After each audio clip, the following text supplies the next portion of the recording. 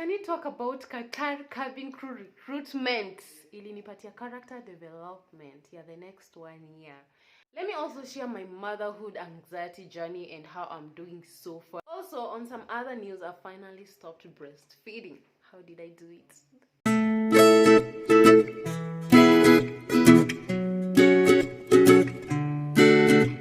Hey guys, how are you doing? I hope mko poa, I hope mko fiti, I hope you're all keeping safe. If you're not well, please remember that every day is a brand new day to make life better, yeah, and to have, better opportunities. So if you're new here also, my name is Eunice, I'm a mom and I'm also a wife, and I currently have 2 daughters. If you've been here, Manze, thank you so much for the continued support.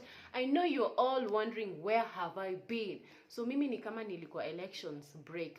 But the thing is, during the election period, I actually moved to my mom's place in Nairobi because I was new in Eldoret. So sikuwa najua vitu zinaendangaji huku. But I'm finally back to my space. I'm finally back here to make content back to back.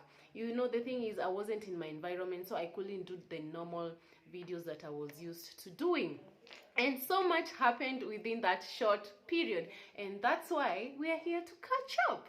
So if you love such content, I do videos about homemaking, motherhood, and definitely lifestyle. Please make sure to subscribe. Ama kama utaki kusubscribe, tafadhali finya hapo hiyo like. Give this video a big thumbs up. It really supports my channel. So let's get started. What happened? What has been happening during the election break, So first thing first, let me start with the Qatar recruitment interview that I know most of you have probably clicked to hear how my experience was. So let's go ahead and get started. So first thing first, I was actually supposed to come back after the elections were finished and the president was declared, blah blah blah. So I didn't come back immediately because I got an email for the Qatar 2022 August cabin crew recruitment. I'd actually applied for it, so somehow nilikuwa najua itakam, but I wasn't sure when. So it finally came and I was like, let me not travel back, let me go ahead and try and give my best during this interview. And I said, why not? Do you know why? Because in 2018 I actually applied for the same Qatar cabin crew recruitment and I actually made it to top 8. Yes, I actually made it to top 8. That time I didn't have any kids. Now I have 2. Wow, time flies. But the point is, I decided to go and give myself, another try. So I finally traveled to Mombasa, and they had actually detailed there in the email. I'm going to be sharing with you some pics because first thing is that you receive an email that gives you a brief of how the day is going to be. And this time they had insisted that it's going to be kind of a 3-day event. So prepare for a 3-day type of event. So the first day, which was on a Saturday, the first day was basically what they call a CV drop. And during a CV drop, they just generally look at you, and the girls was so many people came out in large numbers. And in nikipima tu hivi na macho, I think we're about 250 ama 300. So the first thing with a long queue, I was scheduled for 3:30 p.m. on Saturday. So with a long queue, what happened is that you do the CV drop, they basically look at you, first appearance, how you're walking, your smile, basic things, and they can ask you 1 or 2, 3 questions. They can ask you, what are you currently doing? Tell me about yourself, why Qatar, why cabin crew? The questions range depending with the number of recruiters. And this time in Mombasa, we had 4 recruiters, 2 in each. We had 2 rooms, and each room had 2 recruiters. So when I entered in my room, I found 2 recruiters, and you could go to any recruiter, So this woman, I think she was Asian. No, she was from Malaysia. I've forgotten her name. Is she Bianca? No, I can't remember her name, but I remember when they introduced themselves the second day, I realized that she was from Malaysia. So I gave her a CV, she looked at me, she loved my smile, and then she gave me an invite for the next day. She basically didn't even ask me so many questions. So yeah, I didn't even do an arm reach. Most people were doing an arm reach the first day, so they could do the arm reach and then the CV drop, and then you get the invite for the next day. So I got the invite for the next day, which was on Sunday, by 8 a.m. So 8 a.m. we arrived, and to look at the numbers again, we were a large number. I think they cut us by half. So by this time we were around 150 people. So this time what happened, we entered the hall, they gave us an introduction, and we were given numbers. numbers that we put here that now will be used, you know, for the next process of recruitment. My number was 105, and I think the last person was 112 or 100 and something. So first thing on Sunday that we did is that we're taken through a presentation just to have an idea of how Qatar is, how cabin crew is, what to expect, just a basic, very, very basic presentation. And then after that, we were given an English test. English test was 30 minutes. I think it had 3 parts. It had a comprehension, a grammar, and another section of, do I call it question and answer? But it had three sections. It's like an English paper 1, you know, the Kenyan system, KCSE. So we did the English test within 30 minutes. We were done. We were given a 1 hour and 30 minutes break as they were marking. So we were called back, and this time they called the numbers of people who did not perform well in the English test. The English test, to be honest, it's normally easy. If you're in an English-speaking country, you're gonna ace it. You know, it's very, very easy. So you know how many people were deducted? I think around 24 people. 24 people did not make it with the English test, so they were told to leave the room. So here comes the second and tricky part of the recruitment process. So now the next thing, now we were separated into 2 panels. We had panel number 1 and panel number 2. Each panel had 2 recruiters, and this time they explained to us that we're going to have an arm reach. Arm reach is whereby you go touch somewhere 212 centimeter. You have to be within the height that they want, and then they're going to be looking at scars. So this was a test whereby you had to declare any scars that you had, and then they'll probably have one-on-one just by asking you another random question, you know. So this process really took long, but do you know what?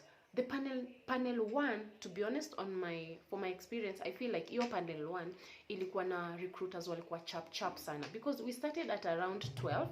By 4:35ish, they were already done by their team, and I feel like each team, you know, had a number of, if you say 150 divided by 2, we each group had a number of around 80 people or 75 or 70.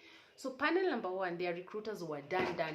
So they were called back. This time bado sijaitwa. Panel number 2 is still moving so slow with the interviews. So panel number 1 were called back, and they were told people were going to proceed, because they were divided in 4 groups. And each group somehow nilikuwa naona it's like they were taking around 7-8 people.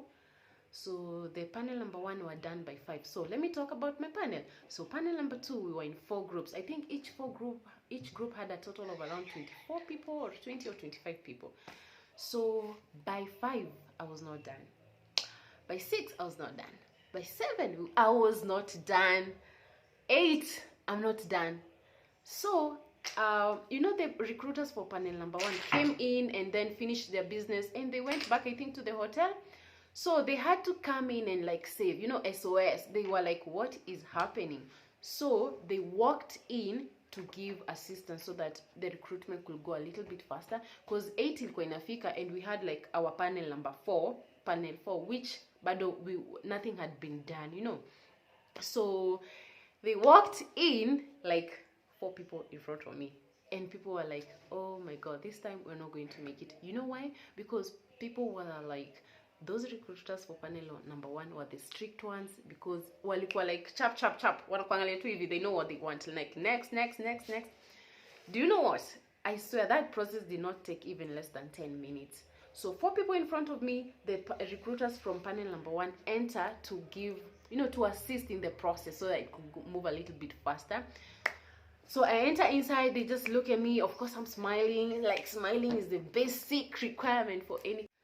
So after that, they tell me, you do the arm reach. Definitely, I'm tall enough. Then I sit down. Then like, do you have any scars? So I declared a scar that is just here. It's not that visible. And they were like, oh yeah, that is a scar. Yeah, that is a scar. And they insisted about it.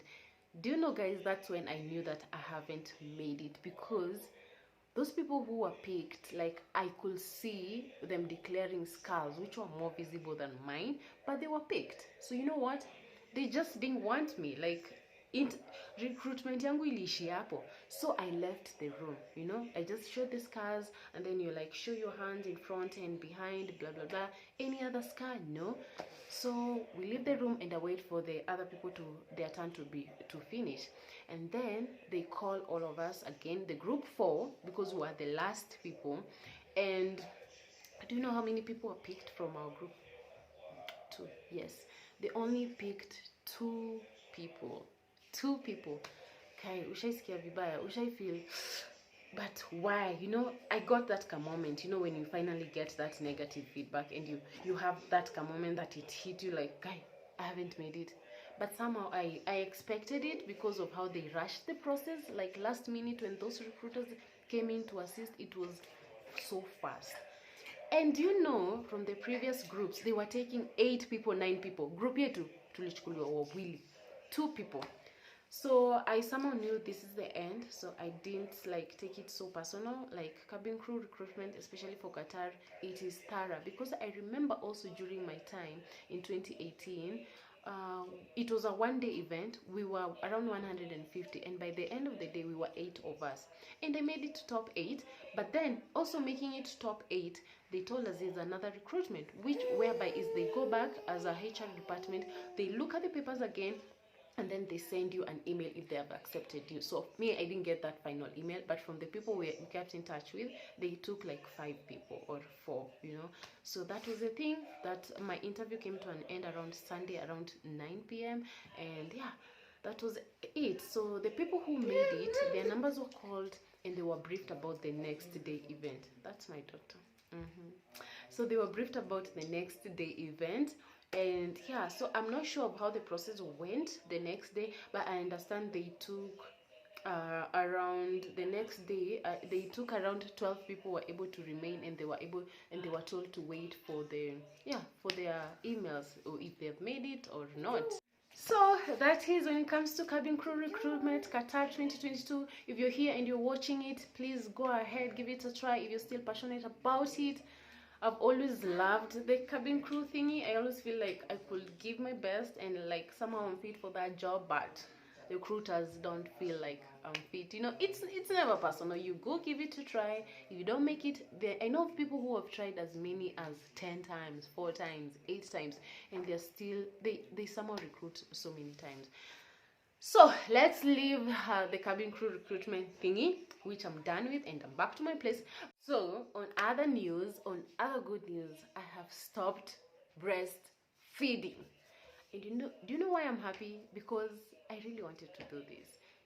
My baby is now 10 months, and I'll say she's a perfect feeder. She eats so well, she feeds so well, and I really wanted to take advantage of this election break because I was at my mom's place, my sisters were there, so they really helped me with the process of holding her and trying to give her milk. You know, the first 4 nights it was terrible, it was a nightmare. Like alikuwa analia, anashanga mbona sipatui nyonyo, but finally after 4 days I was done, and right now she's sleeping through the night. She's waking up like 2 times to at least take a bottle. She's taking the bottle so well, but generally she's just a good feeder. So I'm done with breastfeeding, and I feel awesome because I finally moved them to their room.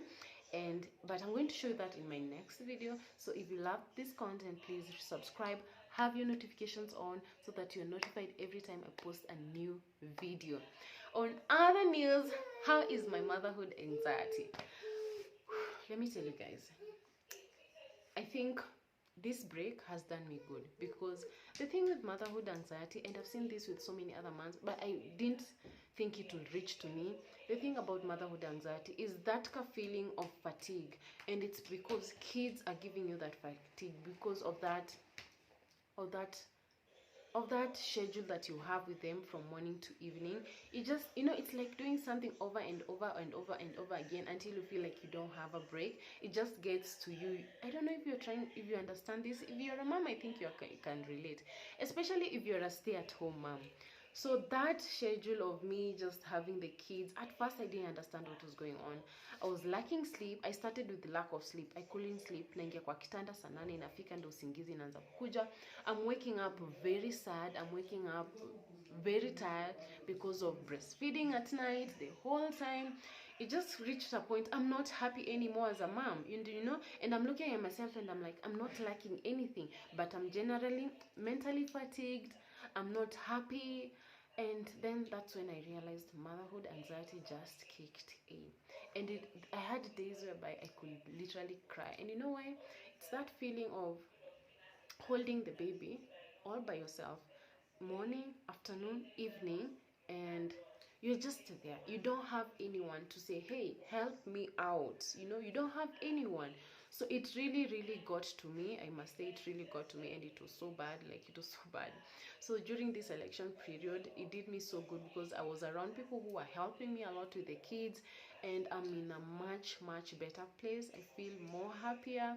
I feel like I'm able even to pass that energy, that positive energy to my kids, because before my toddler would realize that something is wrong with me and she'll always be like, mommy, do you want a hug? Mommy, are you okay? So it can really get to you. But also something else that helped me recover through that is when my baby started crawling. I think that letting her go, just, you know, just not having to be with her like this 24/7 really helped me, because I could put her down and just, you know, let go and just let her be for some time. That really gave me a break, and I realized it helped me so much. Yeah, and if you are there, hold on there and try and ask for help, find help, because I can really relate to what you're going through. It's not a joke, and that's why sometimes today I feel like I'm even a little bit glowing, because what happens with motherhood anxiety is that you find yourself, you look so messed, like nywele inakaa vibaya but hauoni, because you are so tired to even try and groom yourself. And that is exactly what happened to me.